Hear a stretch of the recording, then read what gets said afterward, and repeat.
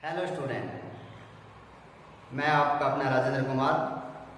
आज हम अध्ययन करेंगे दैनिक जीवन में रसायन, यानी हम पूरी दैनिक क्रिया के अंदर जितनी भी हमारे आसपास वस्तुएं होती है वो सारे के सारे रासायनिक पदार्थों से मिलकर बनी होती है। चाहे हम खाद्य पदार्थों के बारे में बात कर लें, चाहे अगर हम जैसे मतलब जीवन के अंदर और उपयोग में आने वाली वस्तुएं हैं, सीमेंट उद्योग के अंदर है, ठीक है, मेडिसिन लाइन के अंदर है, यानी जो भी हम बीमार होते हैं तो जो भी हम दवाइयाँ वगैरह लेते हैं तो वो सारे के सारे हमें किससे बने होते हैं, हमारे रासायनिक पदार्थों से मिलकर बने होते हैं। तो इसको ध्यान में रखते हुए हम इन पदार्थों का अध्ययन करेंगे। सबसे पहले हम बात आती है अम्ल और क्षार।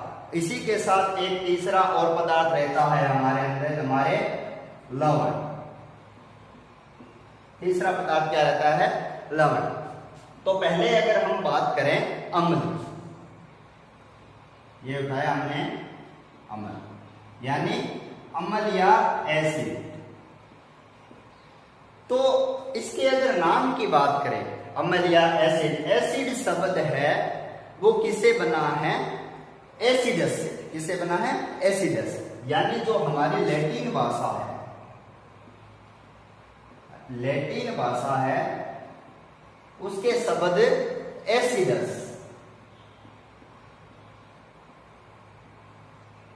एसिडस से क्या बन गया? एसिड।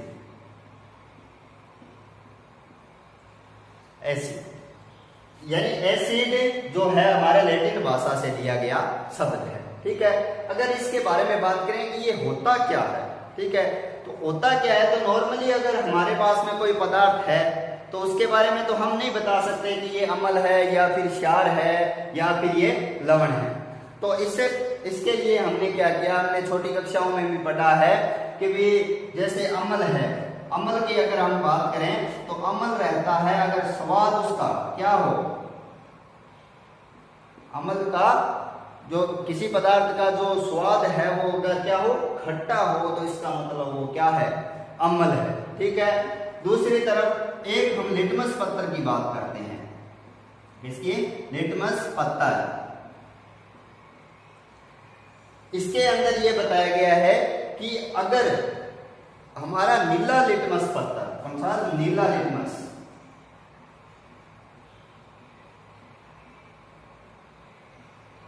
नीला लिटमस क्या हो जाए? लाल हो जाए। अगर नीला लिटमस पत्थर है इसके अंदर बदल जाए, अगर उसका कलर क्या हो जाए? लाल हो जाए, तो इसका मतलब वो क्या है?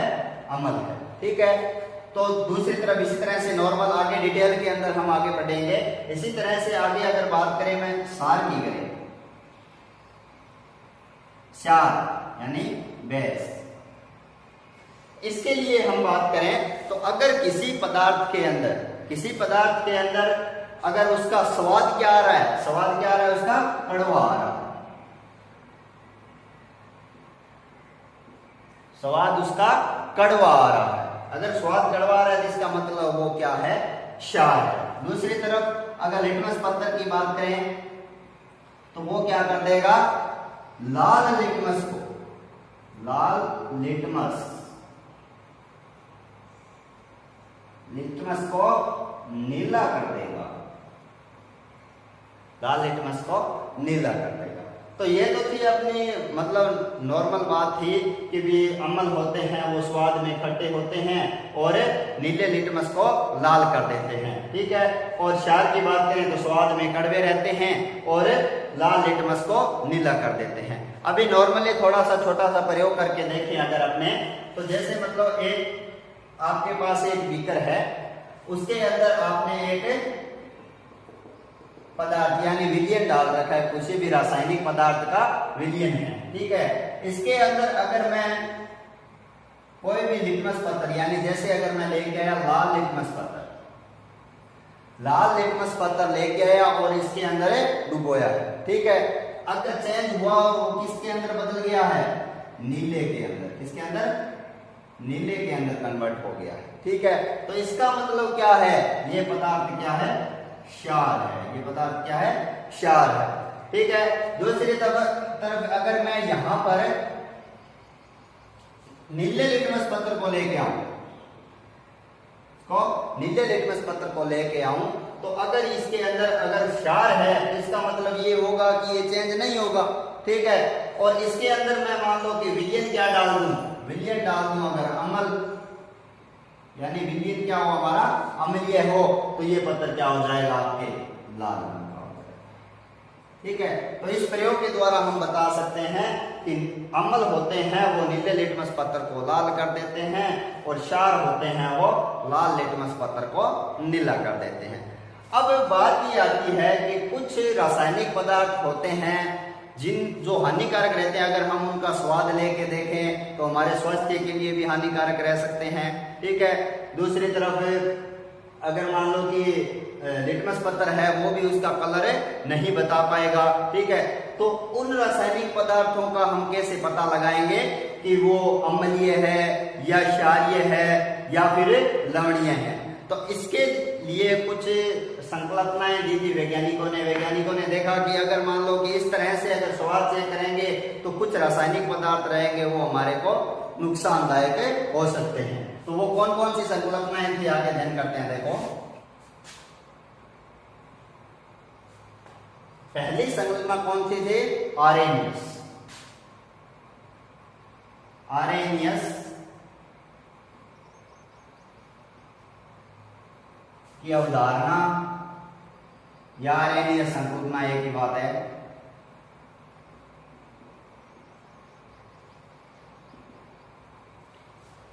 अब देखो आप कि आरेनियस नामक वैज्ञानिक ने इस संकल्पना का विस्तार से समझाया था, तो इसका नाम भी क्या रख दिया गया? आरेनियस की अवधारणा, ठीक है। तो इसके अंदर ये क्या बताते हैं कि अगर हम किसी पदार्थ को, ये कहते हैं कि अगर हमें किसी भी पदार्थ को जलीय विलयन के अंदर डालें, जैसे मैंने ये बीकर के अंदर क्या ले लिया? जलीय विलयन ले लिया, ठीक है। अब हमने कोई भी पदार्थ उठाया और इसके अंदर डाल दिया, ठीक है। जैसे मैंने क्या कर दिया, हमारे पास मान लो कि हमें पता भी नहीं है, जैसे HCl है, इसका नाम पहले हमें पता नहीं था, लेकिन फॉर्मूले के हिसाब से बता देता हूं थोड़ा मैं। HCl हमने इसके अंदर डाला और वो क्या किसके अंदर, जैसे जलीय विलयन के अंदर गया और H+ और Cl- के अंदर कन्वर्ट हो गया, ठीक है। यानी H+ और Cl- के अंदर चेंज हो गया, ठीक है। तो आरेनियस ने क्या कहा था कि अम्ल के बारे में, अम्ल की डेफिनेशन बताते हुए क्या कहा था उन्होंने? एसिड या अम्ल। उन्होंने क्या कहा था कि जब किसी पदार्थ को जलीय विलयन के अंदर डालते हैं तो वो H+ आयनों का निर्माण करते हैं, H+ आयनों का निर्माण करते हैं, वह पदार्थ अम्ल कहलाते हैं। फॉर एग्जाम्पल अगर बात करें, जैसे HCl जैसे ही जलीय विलयन के अंदर जाएगा और किस में चेंज हो जाएगा? जैसे HCl जलीय विलयन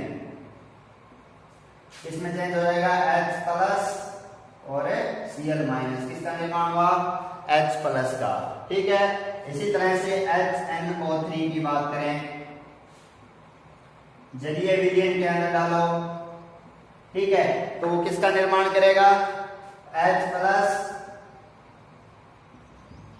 NO3- का निर्माण कर देगा, ठीक है। तो इसके आधार पर हम डेफिनेशन बना सकते हैं आराम से, कोई दिक्कत ही नहीं है।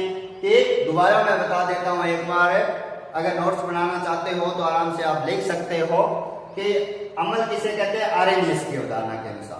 तो अम्ल क्या होगा? वह पदार्थ जो जलीय विलयन में H+ आयनों का निर्माण करता है, अम्ल कहलाता है, ठीक है। अब बात करें हम दूसरे क्षार की। आरेनियस ने क्षार के बारे में क्या कहा, ठीक है। इसी तरह से यही भी कर ले लेता हूं मैं। इसके अंदर नॉर्मली आपका क्या है? जलीय विलयन, ठीक है। और इसके अंदर क्या हुआ? हमारे पास क्षारीय पदार्थ दिया, हमारे को क्या दिया? कोई भी क्षारीय पदार्थ दिया, और वो जैसे ही जल के अंदर गया और किसका निर्माण कर दिया? OH- का निर्माण कर दिया, ठीक है। जैसे यहाँ पर कोई क्षारीय पदार्थ हमारे पास है NaOH है, ठीक है। तो क्षार की क्या परिभाषा रहेगी, देखो डेफिनेशन देखो इसकी कि NaOH यानी क्षार है, ठीक है। कोई भी क्षार है, जैसे हमें पता नहीं था पहले, इस जलीय विलयन में डालने से पहले हमें इसके बारे में पता नहीं था बिल्कुल भी। तो जैसे ही NaOH को जलीय विलयन के अंदर लिया तो ये किस में कन्वर्ट हो गया, Na+OH-,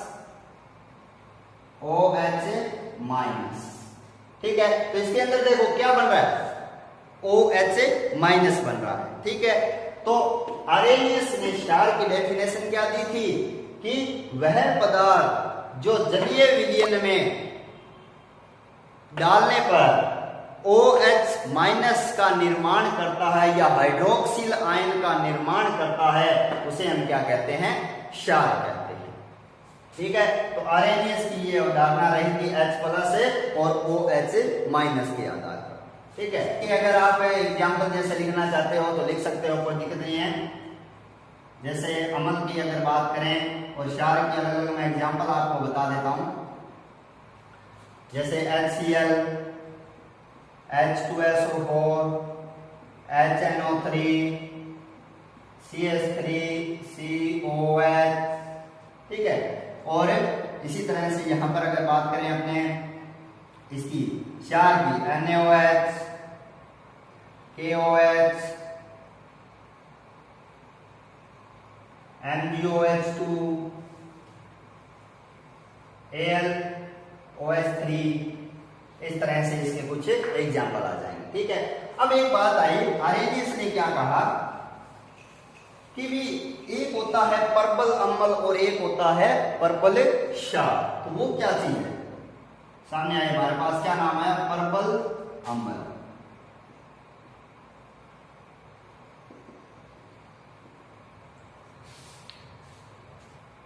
तो पर्पल अम्ल के बारे में आरएनएस ने क्या कहा कि जब हम किसी भी पदार्थ को, जैसे कोई भी हमारे पास अम्लीय पदार्थ है, ठीक है, उसको हमने क्या कर दिया, किसी भी विलयन के अंदर यानी जलीय विलयन के अंदर डाला और वो पूरी तरह से आयनित हो गया।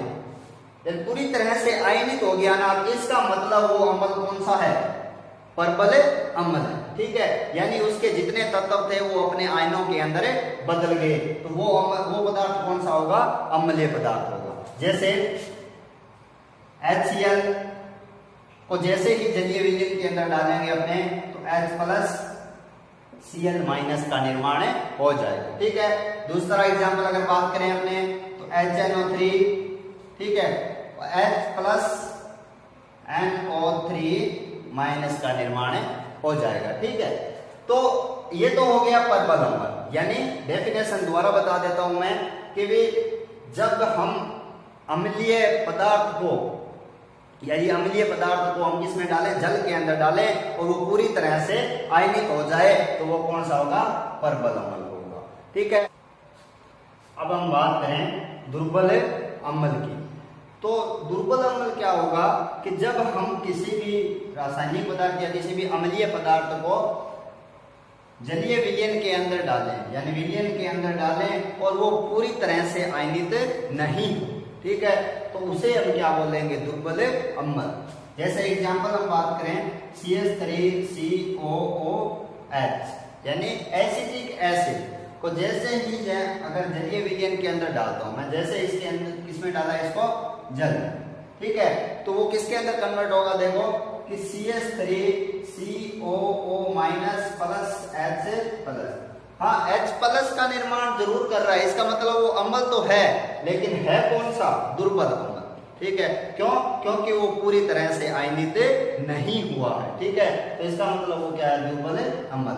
इसी तरह से पर्पल क्षार और दुर्बल क्षार की, पर्पल क्षार और दुर्बल क्षार की, तो उसी तरह से ये रहेंगे कि पर्पल क्षार क्या होगा कि जो पूरी तरह से आयनित हो जाएगा उसे हम क्या बोलेंगे, पर्पल क्षार, और जो पूरी तरह से आयनित नहीं होगा वो क्या होगा, अपना दुर्बल क्षार होगा, ठीक है। तो इससे आगे बढ़ते हैं अपने आगे की तरफ। आरएनएस के बाद दूसरी जो अवधारणा आई थी वो कौन सी थी, ब्रांस्टेड लोरी। ब्रांस्टेड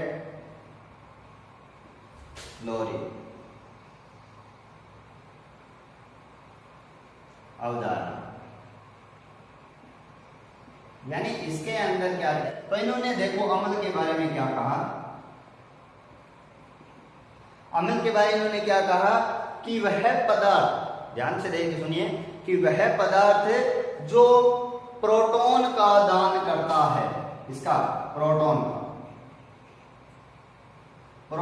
का दान करता है, प्रोटॉन मतलब H+, ठीक है। और दूसरी अगर बात करें क्षार के बारे में क्या कहा था इन्होंने, जो प्रोटॉन को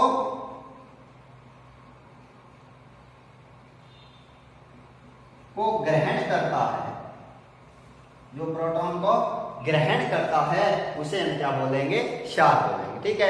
जैसे एग्जांपल बात करें, यानी प्रोटॉन दान करेगा, दान कौन करेगा, जो उसके पास कुछ देने के लिए होगा वही दान करेगा, ठीक है। तो इसका मतलब श्योर है कि इसके पास क्या होंगे, हाइड्रोजन आयन जरूर होंगे, वो क्या होंगे, अम्ल, ठीक है। और इसके पास क्या होगा, दान लेता कौन है, जिसके पास कमी हो, ठीक है। तो इसका मतलब ये होता है कि ये क्षार के पास क्या होगा, अपने H+ की कमी होगी, ठीक है। एग्जाम्पल की अगर बात करें, हमने इसके एग्जाम्पल में लेता हूं, देखिए नॉर्मली अपने पढ़े थे HCl, H2SO4, HNO3, ठीक है। इन्होंने क्या किया है, HCl, H2SO4 और HNO3, ठीक है। इसके अगर एग्जाम्पल की बात करें, जैसे NaOH हो जाता है, ठीक है, और KOH हो जाता है, ठीक है, और MgOH2 हो जाता है। मैं परिभाषाएं दोबारा बता देता हूं इसकी डेफिनेशन। अम्ल क्या होगा, ब्रांस्टेड लोरी के अनुसार वह पदार्थ जो प्रोटॉन का दान करता है उसे अम्ल कहते हैं, वह पदार्थ जो प्रोटॉन को ग्रहण करता है उसे हम क्या बोलते हैं, क्षार कहते हैं, ठीक है। तो ये थी ब्रांस्टेड लोरी की अवधारणा। अभी तक अपने दोनों की दोनों अवधारणाएं पढ़ी है। इसके अंदर आपने एक चीज देखी होगी कि पहली जो अवधारणा पढ़ी थी हमने, उसके अंदर क्या था, हाइड्रोजन और हाइड्रोक्सिल का होना बहुत जरूरी था, क्योंकि उसके अंदर क्या था, हाइड्रोजन जलीय विलयन के अंदर अपघटित हो रहा था, ठीक है। और दूसरी तरफ अगर बात करें क्षार में, तो वो क्या हो रहा था, उसके अंदर OH निकल रहा था आयन के रूप में। और इसमें भी क्या हो रहा है, इसके अंदर हमारे H+ का होना बहुत जरूरी है, क्योंकि इसी के आधार पर यह अवधारणा बनी है भी हाइड्रोजन अगर जो कोई दान कर रहा है उसे हमने अम्ल कह दिया है, और जो हमारे इसको ग्रहण कर रहा है वो क्या हो गया है, क्षार हो गया, ठीक है। तो इसको अगर मान लो, इसके अलावा ऐसे भी पदार्थ होंगे जिनके अंदर न तो हाइड्रोजन हो, ठीक है, और न ही ये OH या ऑक्सीजन या हाइड्रोजन दोनों ही उपस्थित नहीं हो, तो उनको हम कैसे बताएंगे कि भी वो अम्ल है या फिर वो क्षार है। इसके लिए एक अवधारणा आई थी, वो बेस्ट अवधारणा थी हमारी ब्रांस्टेड के बाद में,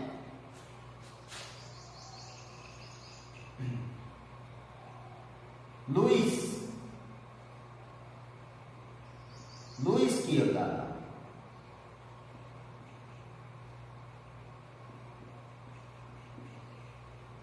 तीसरी कौन सी थी अपने, लुईस की अवधारणा, ठीक है। यानी लुईस नामक वैज्ञानिक ने दी थी, इसलिए इसका नाम भी क्या रख दिया है, लुईस की अवधारणा। ये क्या थी, इलेक्ट्रॉन युग्म के आधार पर थी। इलेक्ट्रॉन युग्म का मतलब समझते हो, यानी आपने नाम सुना होगा छोटी कक्षाओं में, कक्षा 6-7 में भी शायद इलेक्ट्रॉन के बारे में बताया जा रहा है, 9th क्लास के अंदर भी इलेक्ट्रॉन युग्म, इलेक्ट्रॉन के बारे में बताया जाता है। तो जब दो इलेक्ट्रॉन साथ में आते हैं ना, जैसे मान लो कोई भी एलिमेंट है, ये एलिमेंट है आपके पास में, और इसके ऊपर जैसे ये मैं एक है, एक इलेक्ट्रॉन और दूसरा लगा दो साथ में, तो क्या हो गए, दो इलेक्ट्रॉन साथ में आते हैं, उसे हम क्या बोलते हैं, इलेक्ट्रॉन युग्म, ठीक है। तो ये अवधारणा पूरी की पूरी क्या है, आपके इलेक्ट्रॉन युग्म के आधार पर है, ठीक है। तो इसके आधार पर हम अम्ल व क्षार के बारे में बात करते हैं। पहले अगर मैं बात करूं अम्ल,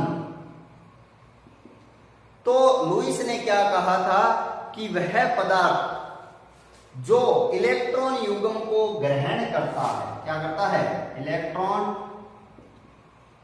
युग्म को ग्रहण करता है, यानी एक्सेप्ट कर रहा है जो इलेक्ट्रॉन युग्म। और एक्सेप्ट कौन करेगा?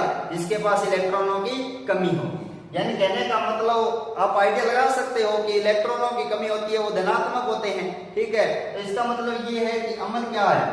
धनात्मक भी है। यानी जिन पदार्थों के जो आपके फॉर्मूले होते हैं, जिन पदार्थों या जिन तत्वों पर क्या होते हैं प्लस का निशान होता है, वो किसकी तरह व्यवहार करते हैं? अम्ल की तरह व्यवहार करते हैं, ठीक है। दूसरी तरफ अगर हम बात करें क्षार की, तो क्षार के बारे में क्या कहा था इन्होंने, लुईस ने, कि वह पदार्थ जो इलेक्ट्रॉन युग्म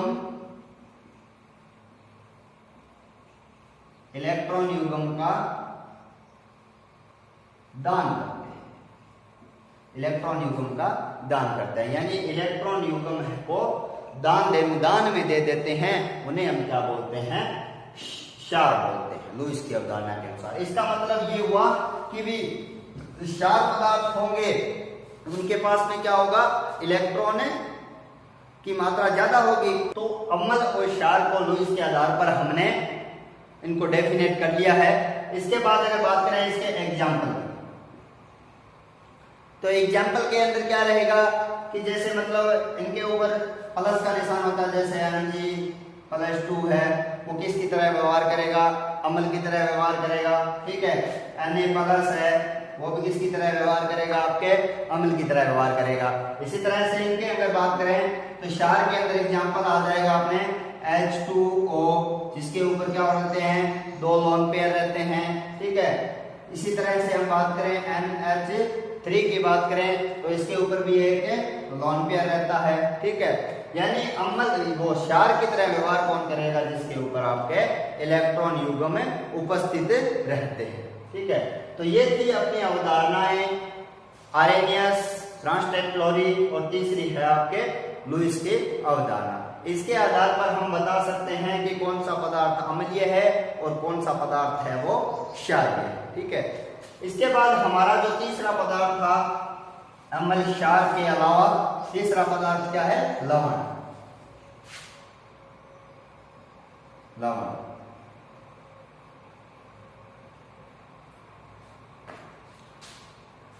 तो इसके बारे में अगर बात करें अपने, तो देखो जब अम्ल व क्षार दोनों की हम बराबर मात्रा के अंदर मिलाएं, यानी अम्ल व क्षार दोनों को हम क्या करें? बराबर मात्रा के अंदर, उनकी मात्रा इक्वल होनी चाहिए, अम्ल प्लस क्षार, तो किसका निर्माण होता है? लवण व जल का निर्माण हो जाता है। लवण प्लस जल का निर्माण होता है, ठीक है। यानी एक लवण की डेफिनेशन मैं बताऊं तो कि जब समान मात्रा में अम्ल व क्षार को मिलाया जाता है तो लवण का निर्माण होता है, और इसी के साथ एक उदासीन पदार्थ जल का निर्माण हो जाता है, ठीक है। जैसे एग्जाम्पल अगर बात करें अपने HCl, NaOH, ठीक है। तो इससे जो पदार्थ बने हो गया होगा NaCl प्लस H2O, तो ये हो गया आपके अम्ल, ये हो गया क्षार, और ये हो गया लवण, और ये हो गया जल, ठीक है। यानी अम्ल व क्षार को जैसे ही आपस में मिलाते हैं तो लवण व जल का निर्माण होता है, और इस अभिक्रिया को हम क्या बोलते हैं? उदासीनीकरण अभिक्रिया। उदासीनीकरण अभिक्रिया, उदासीनीकरण अभिक्रिया, ठीक है। तो हमने अभी तक पढ़ लिया है अम्ल, क्षार और लवण, ठीक है। अब कई बार आ जाता है जैसे बोर्ड कक्षाओं के अंदर, या हमें मतलब इस अम्ल व क्षार को जितना आपने डिटेल के अंदर पढ़ा है उसको शॉर्ट पढ़ने के लिए हम क्या करते हैं? उनके अंदर डिफरेंट पता कर लेते हैं कि अम्ल व क्षार दोनों में डिफरेंट क्या है, अंतर क्या है दोनों के अंदर। तो मैं एक तरफ लिखता हूं आपके अम्ल यानी एसिड, और दूसरी तरफ लिख रहा हूं मैं क्षार, बेस।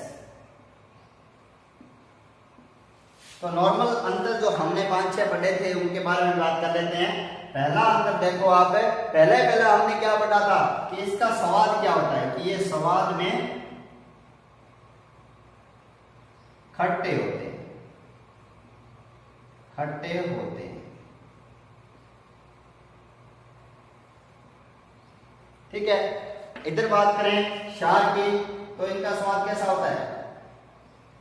स्वाद में कड़वे होते हैं।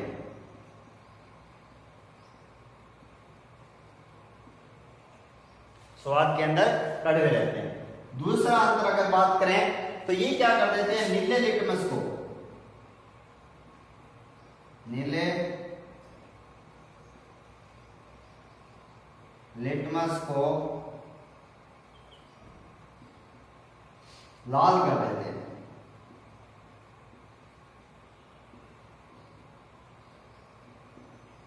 ठीक है, ये क्या करते हैं क्षार, ये क्या कर देते हैं, लाल लिटमस को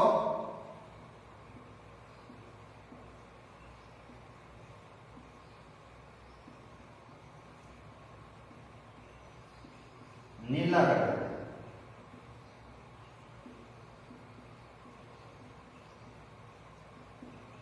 ठीक है, उसके बाद हमने तीसरा पढ़ा था आर्हेनियस की अवधारणा के अनुसार। आर्हेनियस की अवधारणा के अनुसार क्या था कि वह पदार्थ जो जलीय विलयन में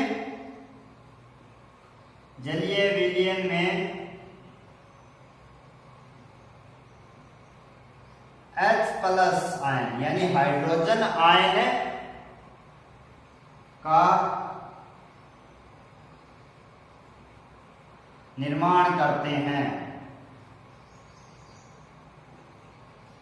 और क्षार क्या करते हैं, जलीय विलयन में OH- यानी हाइड्रोक्सिल आयन का निर्माण करते हैं, निर्माण करते हैं।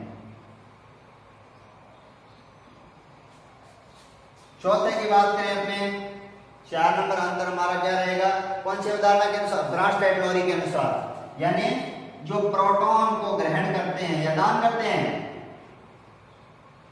प्रोटॉन को दान करें वो तो होंगे अम्ल, और जो प्रोटॉन को ग्रहण करे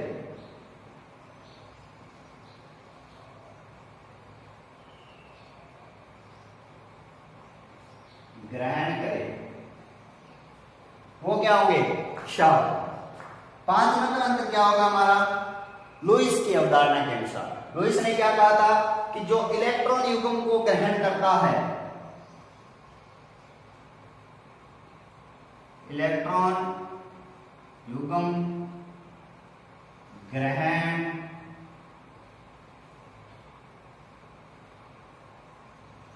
करता है,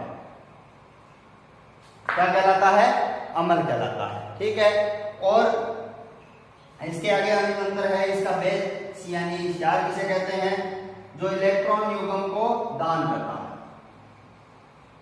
इलेक्ट्रॉन युग्म दान करता है,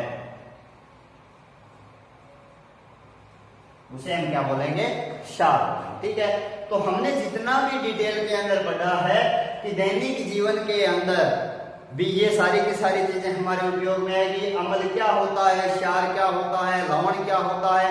लवण के बारे में मैं तो बता दूं आपको, डेफिनेशन बताइए सिर्फ। जैसे इसके अगर बात करें तो लवण क्या होते हैं, एक प्रकार के क्रिस्टल रहते हैं, और इनका जो गलनांक और क्वथनांक होता है वो बहुत अधिक होता है। ठीक है, यानी इनको जैसे ही हम गलाना चाहें तो हमें हाई टेम्परेचर देना पड़ेगा। ठीक है, तो जैसे एग्जाम्पल के रूप में जैसे फिटकरी है, फिटकरी एक प्रकार का क्या है, लवण है। इसका कारण ये रहता है कि इसके अंदर जल के बहुत सारे अणु क्या रह जाते हैं, अलग से इकट्ठे हो जाते हैं, और वो क्या कर देते हैं, क्रिस्टल का निर्माण कर देते हैं। ठीक है, अब तक हमने जो भी पढ़ा है, ठीक है, मेरे उम्मीद से आपको समझ में आया होगा। ठीक है, साथ साथ में आप नोट्स बनाते रहिए। कक्षा 10 आरबीएसई बोर्ड का ये दैनिक जीवन में रसायन केमिस्ट्री का चैप्टर है। इसके बाद 3-4 चैप्टर और हैं। ठीक है, उनको हम अच्छी तरह से डिटेल में पढ़ेंगे। इस चैप्टर के अंदर के बाद जैसे पीएच स्केल है, ठीक है, और साबुन, अपमार्जक और मिसेल निर्माण, पीएच स्केल, साबुन अपमार्जक और मिसेल निर्माण बहुत ही इंपॉर्टेंट टॉपिक है। इसके जस्ट आगे के वीडियो में आपको देखने को मिलेंगे, ठीक है। और वीडियो को देखें, लाइक करें, कमेंट करें और सब्सक्राइब करना ना भूलें।